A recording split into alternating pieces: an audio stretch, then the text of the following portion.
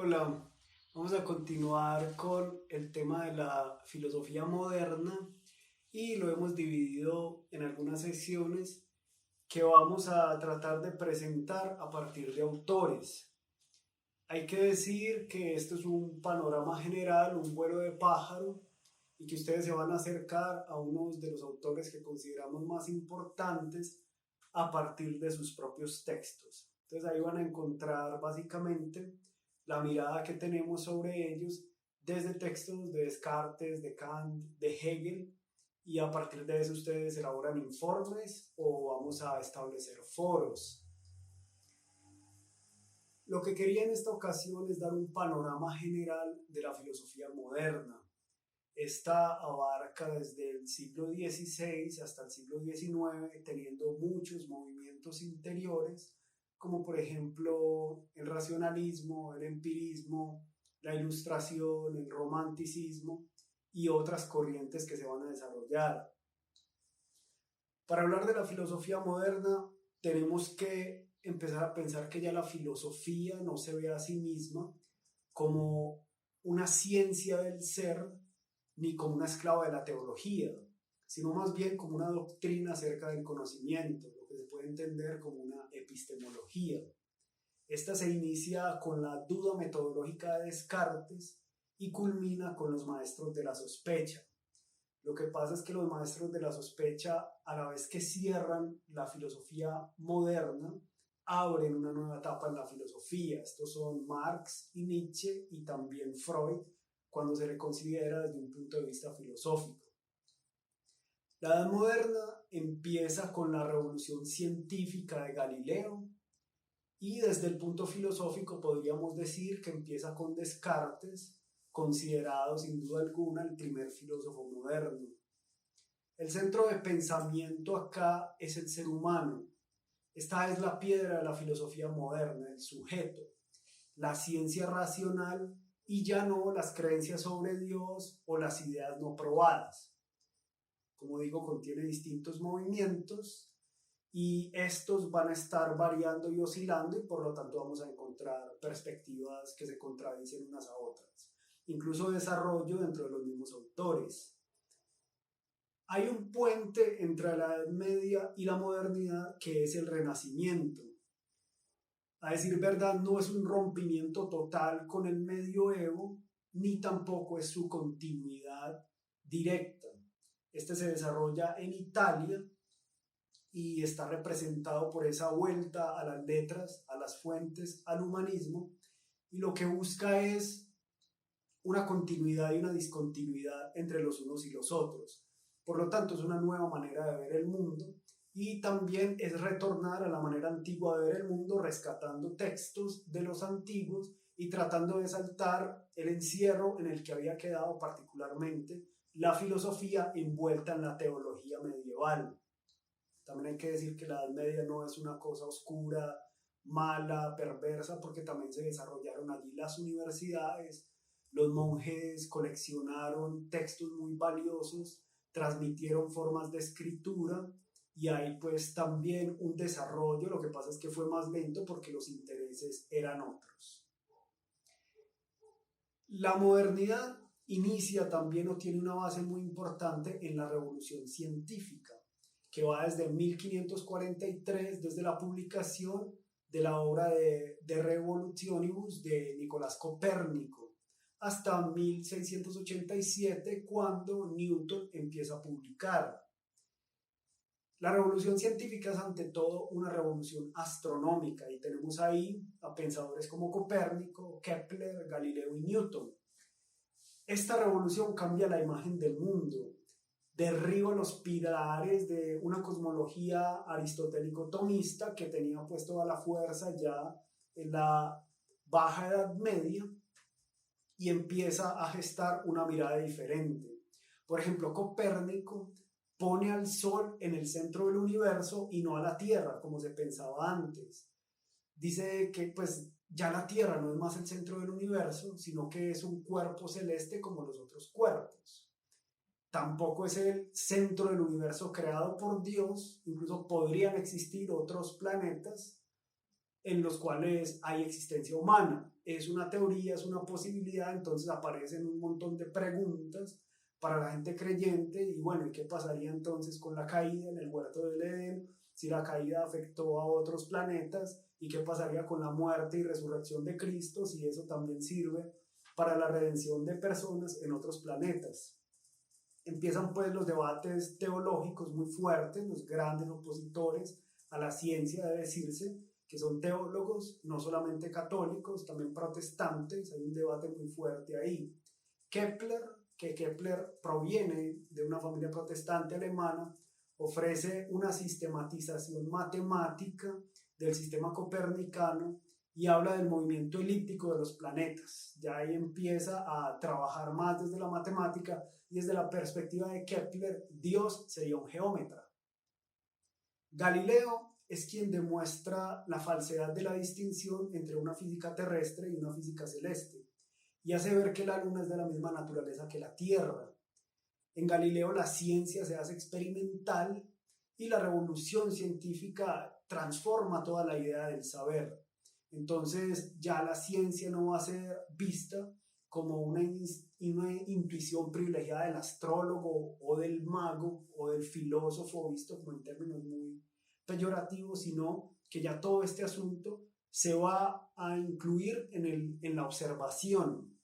La ciencia acá con Galileo es experimental y mediante el experimento los científicos ya empiezan a buscar proposiciones verdaderas sobre el mundo basadas en lo que se ve.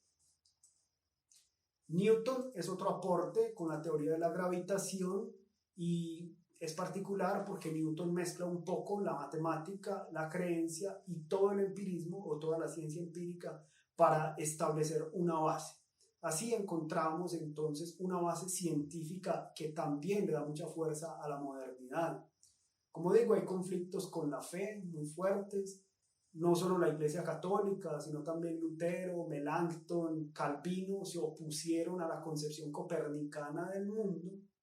La Iglesia Católica condenó 2 veces a Galileo, lo obligaron a abjurar, a retraerse de sus ideas.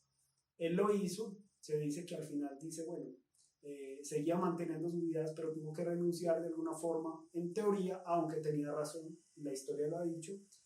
Y entendemos acá entonces que ya hay una mirada distinta, pero hay una mirada que va a dividir posturas. Otra de las cosas que era crítica acá, no solamente era la concepción de la Iglesia del mundo, sino la visión aristotélica que se tenía. La revolución científica revisa toda la cosmología aristotélica y las categorías, sobre todo esencialistas, que hay en Aristóteles.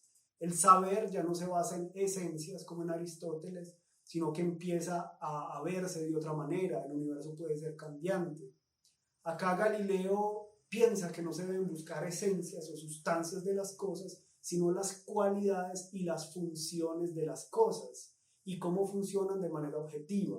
Entonces ya la pregunta de este mundo no es por la esencia del mundo, sino por su función. ¿Cuál es la función? En ese sentido entendemos que no es que haya un rechazo total a los conocimientos ocultos o a la fe, porque también hay un diálogo con el neoplatonismo que tiene una visión religiosa, con la mística, con la hermética, con ideas que venían siendo traídas desde Oriente.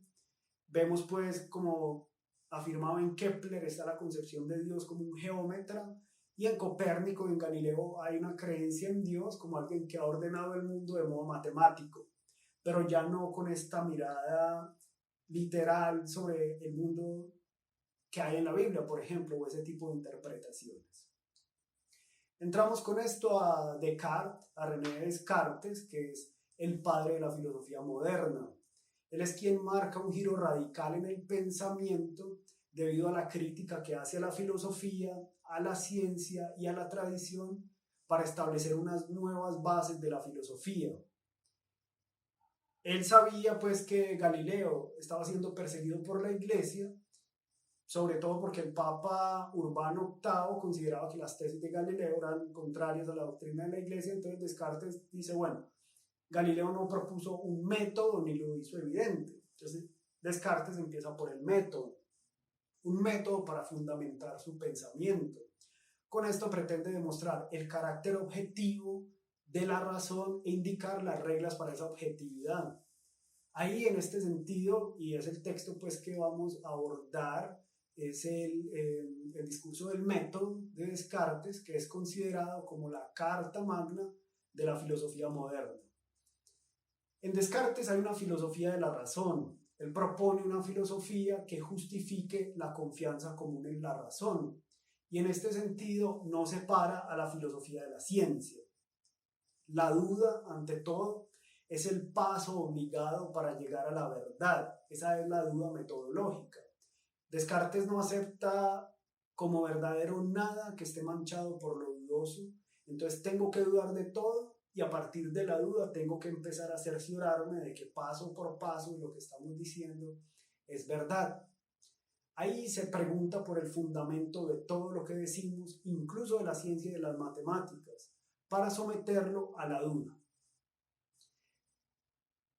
Con Descartes empieza la modernidad, la fundación del sujeto, la duda metodológica, y luego esto se va a ampliar muchísimo hasta llegar a lo que se conoce como la filosofía de la Ilustración, ya en el siglo XVII.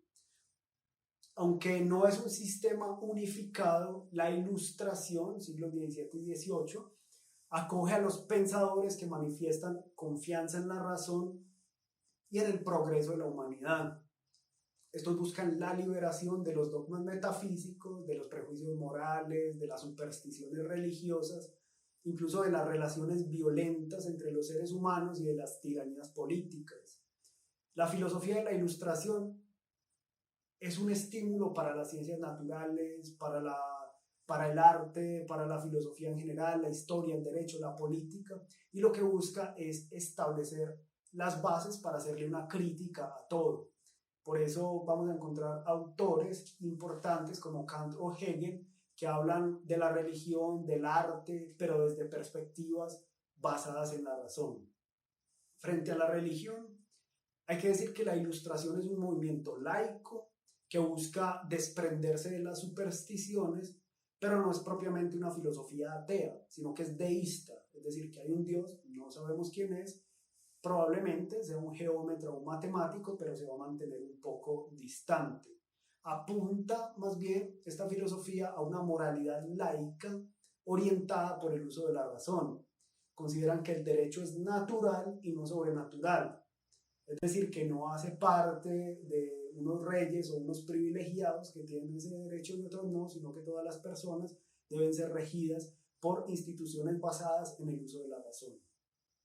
Lessing, por ejemplo, es un ejemplo bien interesante de la filosofía ilustrada, porque él viene de un mundo protestante, sus padres, sus tíos eran pastores, pero él se opone al aspecto doctrinal y dogmático de estas creencias y aboga por una religión ética. La creencia en las religiones reveladas, piensa Lessing, es solamente una etapa en la educación moral de la humanidad. Él dice que el judaísmo y el cristianismo son fases educativas de una obra pedagógica general, pero hay que superarlas hacia una religión racional y hacia una ética autónoma. Hay que decir una cosa, y es que la Ilustración no es una filosofía de las clases populares, no es que todo el mundo estuviera creyendo en esto, sino que es de círculos intelectuales y de la burguesía avanzada de Europa. Dentro de los grandes representantes de la filosofía ilustrada está Kant, Immanuel Kant, filósofo alemán, quien propone una revolución copernicana en el modo en que comprendemos el mundo, es decir, un giro total sobre la manera de entender el mundo. Esta revolución, este modo de entender el mundo, consiste en que el fundamento del conocimiento de los objetos está en el sujeto. Es decir, no es solo ver las cosas como son, sino que también están atravesadas por las categorías mentales que tenemos las personas. ¿Cuáles son esas categorías? Son el tiempo y el espacio. Esas no son realidades ontológicas que existan en sí mismas, sino que son modos por medio de los cuales nosotros captamos las cosas. Acá Kant separa la fe en Dios del mundo del conocimiento. Él dice que la existencia de Dios no se puede demostrar ni por la razón ni por la ciencia, pero tampoco se puede negar, ni por la razón ni por la ciencia. Lo que tenemos nosotros es el mundo de los fenómenos aquí. Fenómeno que viene del griego faino, lo que se aparece ante nosotros, es el objeto tal y como se nos aparece, y tenemos la razón y los sentidos para conocerlo. Para conocer a Dios, más bien está la fe, y para vivir esa fe estaría la ética, que es lo que Kant va a enfocar como la razón práctica, y él ubica esta creencia en alguna divinidad más bien dentro de la esfera de la razón práctica. Otro gran representante de la filosofía moderna y tal vez el gran sistematizador es Hegel. Hegel propone un sistema racional de comprender el mundo como una totalidad en la cual incluye el arte, la religión, la política, la ciencia y la filosofía. Hegel llama a la realidad el espíritu infinito. Este espíritu evoluciona y se transforma mediante la dialéctica, que es un modo de conocerse a sí mismo. La verdad para Hegel no es una sustancia fija e inmutable, sino que la verdad es un espíritu, es una actividad, es un movimiento. En ese sentido, Hegel es heredero de Spinoza, otro filósofo muy importante, panteísta, donde la verdad es el todo y esa totalidad es la divinidad.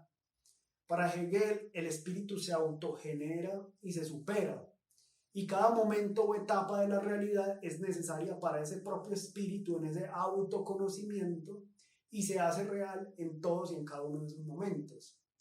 Lo real, piensa Hegel, es un proceso que se autocrea mientras recorre diferentes momentos sucesivos de la historia y se va enriqueciendo progresivamente. Pero ¿cómo entiende uno todo este movimiento?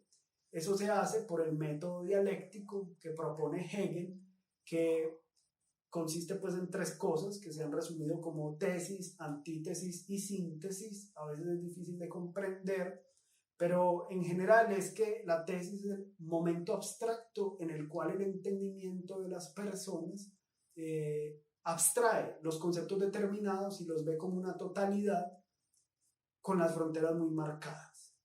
Es decir, es como una aceptación de lo que se dice, pero como una totalidad. Luego viene la antítesis, que es, bueno, vamos a negar esto, vamos a ver qué falencias hay en esta idea, vamos a ver qué fronteras hay en esta idea, cuáles son los límites y negar toda rigidez, ver las contradicciones y las oposiciones.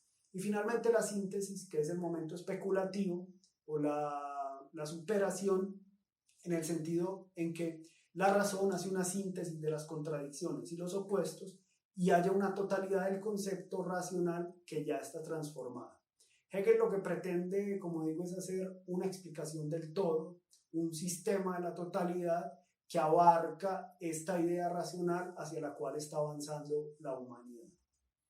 Pero también pues hay contradictores de Hegel, hay otras posturas, está por ejemplo Kierkegaard, que se burla con mucha ironía de él y habla de todas estas ideas, de ese que habla de la totalidad y ni siquiera se fijó en el individuo solo delante de sí o delante de Dios, piensa Kierkegaard, o Schopenhauer, quien también hace una crítica muy fuerte frente a todo ese deseo de totalidad sin estar pensando en la realidad del mundo, y frente a todo ese positivismo en Hegel, que pretendía pues básicamente también como esa idea de una felicidad y un optimismo, que es lo que más le critica a Schopenhauer, y está enfocando un poco ya la realidad de un modo más pesimista.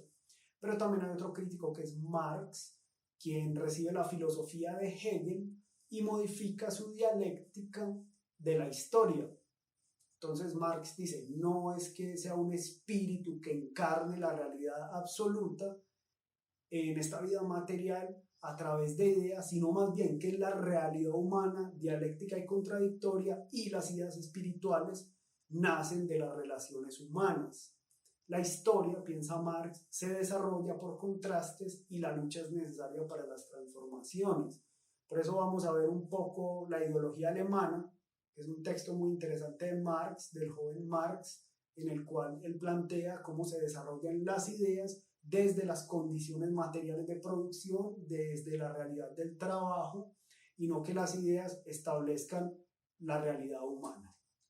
Marx tiene pues como propuesta el materialismo histórico, para el cual la estructura económica de una época determina la supraestructura ideológica. Es decir, las ideas religiosas, morales y políticas vienen de la economía. Cómo intercambiamos nuestros productos va a generar cómo nos representamos el mundo. Pero a la vez estas ideas de cómo nos representamos el mundo influyen en el curso de las relaciones históricas. Entonces Marx piensa, con su amigo Engels y la gente que estaba aliada a él, que hay que transformar tanto las condiciones de trabajo como nuestros conceptos sobre ellas para poder cambiar el mundo miserable en que viven muchas personas. Acá Marx aterriza más la filosofía sobre el sufrimiento real de la gente y la posibilidad de evitar ese sufrimiento para que la gente pueda vivir bien. Él piensa que cuando hacemos crítica a la religión, estamos haciendo también crítica política. Y cuando criticamos a la política, también estamos haciendo una crítica de la teología. En este sentido, dice Marx que la crítica al cielo se transforma en una crítica de la tierra. Eso lo vamos a ver un poco más con la interpretación que hace Dussel de Marx. De hecho, él tiene un libro sobre las metáforas teológicas de Marx, que es bastante interesante, donde rescata eso no dicho o que no se resalta mucho en el pensamiento de este autor. Y bueno, al final concluimos con Marx y Nietzsche como maestros de la sospecha, pero vamos a dejar a Nietzsche para la próxima intervención, donde vamos a hablar de filosofía contemporánea o del siglo XX, porque definitivamente acá hay un paso de la filosofía moderna o contemporánea a la contemporánea o posmoderna, que algunos llaman, pero pues que a muchos no les gusta ese nombre ni están de acuerdo con él, y no todos han heredado de esa forma posmoderna el pensamiento de Nietzsche.